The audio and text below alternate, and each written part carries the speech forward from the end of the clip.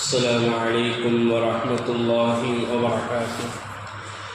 الحمد لله رب العالمين والعاقبة للمتقين والصلاة والسلام على نبي المرسلين وعلى آله الطيبين وأصحابه الطاهرين وكلهم أجمعين، أما بعد، فأعوذ بالله من الشيطان الرجيم. بسم الله الرحمن الرحيم. فقال الله عز وجل: وإذ قال لقمان لابنه وهو يعظه يا بني لا تشرك بالله إن الشرك لظلم عظيم. صدق الله مولانا العظيم. கண்ணியத்திற்கும் மிகுந்த மரியாதைக்கும் உரித்தான் அல்லாஹுவின் நல்லடியார்களே, அல்லாஹுவின் மாபெரும் கிருபையினால் இன்றோடு தராவி தொழுகையில் 21 ஜுஸுகள் முடிவடைந்திருக்கிறது. அல்ஹம்துலில்லாஹ். இன்னைக்கு ஓதப்பட்ட 21வது ஜுஸுவிலே மொத்தம் 5 சூறாக்கள் இடம்பெறுகிறது. அதில் 3வது சூறா நாம் பார்ப்போமேயானால் சூரத்துல் லுக்மான். லுக்மான் என்று சொன்னால் முன்னால் வாழ்ந்த காலத்தில் அவர் இறைநேசர் என்பதாகவும் சொல்லப்படுகிறது, நபிமார்கள் என்பதாகவும் சொல்லப்படுகிறது. அல்லாஹ் ஜல்ல ஷானஹு தஆலா இந்த சூராவுக்கு லுக்மான் என்பதாக வைப்பதற்கு காரணம் என்னவென்று சொன்னால், ஹஜரத் லுக்மான் அலைஹிஸ்ஸலாத்து வஸ்ஸலாம் அவர்கள் தன்னுடைய மகனுக்கு உபதேசம் செய்வார்கள். பொதுவாக தந்தை மகனாக இருந்தாலும் சரி, தாய் மகனாக இருந்தாலும் சரி, தந்தை பிள்ளைகளாக இருந்தாலும் சரி, நாம் உபதேசம் செய்ய வேண்டும். நாம் நம்முடைய பிள்ளைகளை கண்டிப்போடு வளர்க்க வேண்டும். அவர்களுக்கு தீனையும் மார்க்கத்தையும் போதி கொடுக்க வேண்டும். இது ஒவ்வொரு பெற்றோர்களின் மீதும் கடமை. எனவே அல்லாஹ் ஜல்ல ஷானஹு தஆலா குர்ஆனிலே சொல்லி காட்டுவான், லுக்மான் அலைஹிஸ்ஸலாத்து வஸ்ஸலாம் அவர்கள் ஒரு இறைநேசர், ஒரு நபி, தன்னுடைய மகனுக்கு என்ன உபதேசம் செய்தார்கள் என்பதை அல்லாஹ் குர்ஆனிலே சொல்லி காட்டுவான். சுமார் 12 உபதேசங்கள் செய்வார்கள். நாம் கேட்டு நம்முடைய பிள்ளைகளுக்கும் இதே போன்று உபதேசங்கள் செய்ய வேண்டும். அல்லாஹ் ஜல்ல ஷானஹு தஆலா நம்முடைய பிள்ளைகளுக்கு உபதேசம் செய்யக்கூடிய பெற்றோர்களாக நம்மையும் நம்முடைய குடும்பத்தாரையும் அல்லாஹ் ஆக்குவானாக. ஆமீன். முதலாவது உபதேசம் சொல்லுவார்கள், وَإِذْ قَالَ لُقْمَانُ لِابْنِهِ وَهُوَ يَعِظُهُ يَا بُنَيَّ لَا تُشْرِكْ بِاللَّهِ. என்னுடைய மகனே, நீ அல்லாஹ்வை இணை வைக்காதே, நீ அல்லாஹ்வை இணை வைக்காதே. இன்ன ஷிர்க லظுல்முன் அதீம். அதாவது அல்லாஹ்வுக்கு இணை வைப்பது இருக்கிறதே, அது அநியாயத்திலும் மிகப்பெரிய கொடுமையான அநியாயம் என்பதாக லுக்மான் அலைஹிஸ்ஸலாத்து வஸ்ஸலாம் அவர்கள் தன்னுடைய மகனுக்கு சொல்லி காட்டினார்கள். எனவே நம்முடைய பிள்ளைகளுக்கு நாம் அல்லாஹ்வை போதிக்க வேண்டும். அவன் ஒருவன் தான், அவன் யாரையும் பெற்றெடுக்கவில்லை, யாராலும் பெறப்படவில்லை, அவனுக்கு எந்த தேவையும் கிடையாது. நாம் அவனை மட்டும்தான் வணங்க வேண்டும், அவன் சொன்னதைத்தான் நாம் கேட்க வேண்டும் என்பதாக ஒவ்வொரு பெற்றோர்களும் தன்னுடைய பிள்ளைகளுக்கு சொல்லிக் கொடுக்க வேண்டும். இல்லை என்று சொன்னால், இன்றைக்கு காலேஜ் படிக்கிறேன், ஸ்கூல் படிக்கிறேன்னு சொல்லிட்டு எத்தனையோ பிள்ளைகள் மாற்று மதத்தார்களை திருமணம் செய்து கொண்டு போய்விடுகிறார்கள். காரணம், அவர்களுக்கு அல்லாஹ்வை பற்றி தெரியவில்லை, அவர்களுக்கு மார்க்கத்தை பற்றி தெரியவில்லை. இரண்டாவது உபதேசம் சொல்லி காட்டினார்கள், உன்னுடைய பெற்றோர்களை நீ பேண வேண்டும். ஏன் தெரியுமா? உன்னுடைய பெற்றோர்களுக்கு நீ கண்ணியம் கொடுக்க வேண்டும், அவர்களுக்கு நீ நன்றி செலுத்த வேண்டும். ஏன் தெரியுமா? 10 மாதங்கள் வயிற்றில் சுமந்து 2 வருடங்கள் தன்னுடைய உதிரத்தை, தன்னுடைய இரத்தத்தை பாலாக ஆக்கி அதை உணவாக கொடுத்தால் அல்லவா, அந்த பெற்றோர்களுக்கு நீ நன்றி செலுத்தக்கூடியவனாக, அவர்களை பேணி பாதுகாக்கக்கூடியவனாக நீ இருக்க வேண்டும் என்பதாக லுக்மான் அலைஹிஸ்ஸலாத்து வஸ்ஸலாம் அவர்கள் தன்னுடைய பிள்ளைக்கு சொல்லி காட்டுவார்கள். மூன்றாவதாக, நீ இணை வைக்கக்கூடிய விஷயத்தில் உன்னுடைய பெற்றோர்களுக்கு நீ மாறு செய்யாது. அதாவது பெற்றோர்கள் இருக்கிறாங்க, நீ அல்லாஹ்வை வணங்கக்கூடாது, நீ இஸ்லாத்தை ஃபாலோ பண்ணக்கூடாதுன்னு சொன்னா நீ என்ன செய்யாத, நீ கேட்காத. அதுக்கு நீ என்ன செய்ய வேண்டாம், உன்னுடைய பெற்றோர்களுக்கு நீ வழிபட வேண்டாம். அவர்களுக்கு இந்த விஷயத்தில், மார்க்க விஷயத்தில் நீ மாறு செய்யலாமே தவிர மற்ற விஷயங்களில் நீ மாறு செய்யக்கூடாது. நான்காவதாக அல்லாஹ் ஹஜரத் லுக்மான் அலைஹிஸ்ஸலாத்து வஸ்ஸலாம் அவர்கள் சொல்லுவார்கள், நீ பெற்றோர்களோடு நல்ல காரியங்களில் கூட்டாக இரு, அதில் நீ மாறு செய்ய வேண்டாம். ஐந்தாவதாக சொல்லி காட்டுவார்கள், நீ எதை செய்தாலும் அல்லாஹ்வுக்காக வேண்டி செய். காரணம் என்னவென்று சொன்னால், ஒரு மனிதன் எங்கு உட்கார்ந்து எதை செய்தாலும் திட்டமாக அல்லாஹ் ஜல்ல ஷானஹு தஆலா அதை அறியக்கூடியவனாக இருக்கிறான். அது இந்த முழு உலகத்திற்கும் தெரிந்தே தீரும். எனவே எதை செய்தாலும் மக்களுக்காக வேண்டி செய்யாதே, பேருக்காக வேண்டி செய்யாதே, புகழுக்காக வேண்டி செய்யாதே, அவன் பார்க்கிறான் செய்யாதே, இவன் பார்க்கிறான் செய்யாதே. செய்தால் நம்மை மிகப்பெரிய வணக்கஸ்தானி சொல்வார்கள், அதற்காக வேண்டி செய்யாதே. நீ செய்தால் அல்லாஹ்வுக்காக வேண்டி மட்டுமே செய் என்பதாக ஹஜ்ரத் லுக்மான் அலைஹிஸ்ஸலாத்து வஸ்ஸலாம் அவர்கள் என்னுடைய பிள்ளைக்கு சொல்லி காட்டினார்கள். ஆறாவதாக சொல்லுவார்கள், மகனே மகனே வஅகிமி ஸலாத்த, நீ தொழுகையை பேணுவாயாக, தொழுது வருவாயாக. இன்றைக்கு ஒவ்வொரு பெற்றோருக்கும் கேட்கணும், என் பிள்ளையை நீ தொழுகுன்னு நாம் சொல்லி வளர்த்துருக்கிறோமா? நபி ஸல்லல்லாஹு அலைஹி வஸல்லம் என்ன சொன்னாங்க தெரியுமா? உன்னுடைய பிள்ளை 7 வயது ஆகும் பொழுது தொழுகுமாறு நீ ஏவு. நம்ம ஒவ்வொரு பெற்றோர்களும் சிந்திக்கணும், என் பிள்ளை தொழுகையாளியா நான் ஆக்கியிருக்கிறேனா? அல்லாஹ் எனக்கு பிள்ளை பாக்கியத்தை கொடுத்தானே, இந்த பிள்ளை பாக்கியம் எத்தனையோ நபர்களுக்கு இல்லையே, எத்தனையோ நபர்கள் மருத்துவமனைக்கும் மருந்துகளுக்கும் செலவழித்துக் கொண்டிருக்கிறார்களே. அல்லாஹ் மருந்து இல்லாமல் செலவில்லாமல் எனக்கு அல்லாஹ் குழந்தை பாக்கியத்தை கொடுத்தானே, அந்த குழந்தையை ரப்புவை வணங்குவதற்காக வேண்டி நான் என்றைக்காவது சொல்லியிருந்தேனா? இங்கே வந்திருப்பவர்கள் மட்டுமல்ல, இந்த உலகத்தில் உள்ள எல்லா முஸ்லிம்களும் சிந்தித்து பார்க்க வேண்டும். 7 வயதில் தொழுமாறு ஏவுங்கள், 10 வயதில் தொடாவிட்டால் அடித்து தொலைவீங்கள். நாம் அன்னைக்கு கண்டிச்சிருந்தோம் சொன்னா இன்னைக்கு அவன் நம்ம பேச்சு கேட்கக்கூடியவனாக இருந்திருப்பான். இன்னைக்கு நம்மளை எதிர்த்து நிற்கிறவனாக அவன் இருந்திருக்க மாட்டான். அல்லாஹ்வுடைய பயம் அவனுடைய உள்ளத்தில் இருந்திருக்கும்.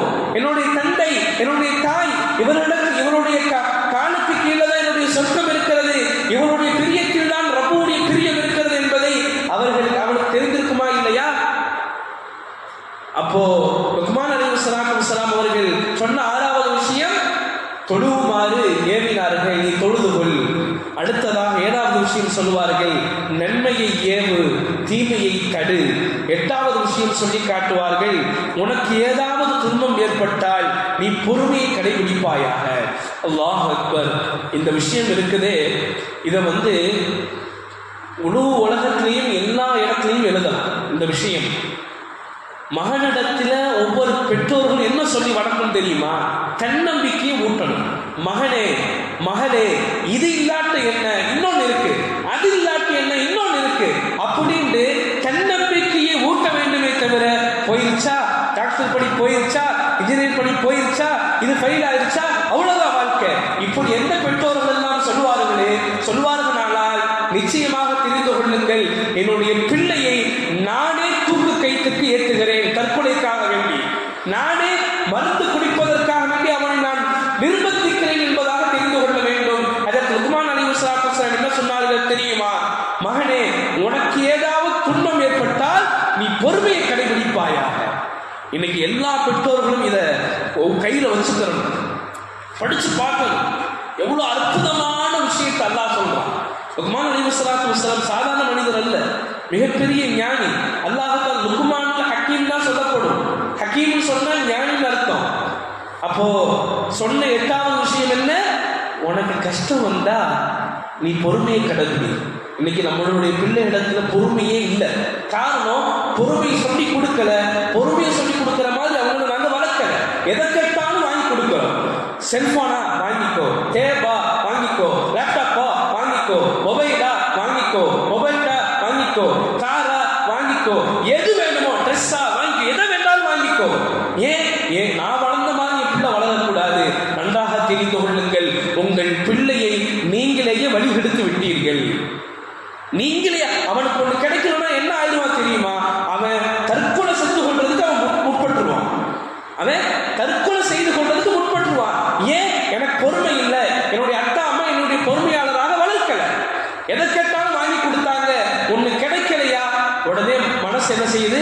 மன உளைச்சல் ஆகுது. அவன் என்ன செய்யறான்? அல்லாஹ் காப்பாற்றணும், அல்லாஹ் காப்பாற்றணும், அல்லாஹ் காப்பாற்றணும்.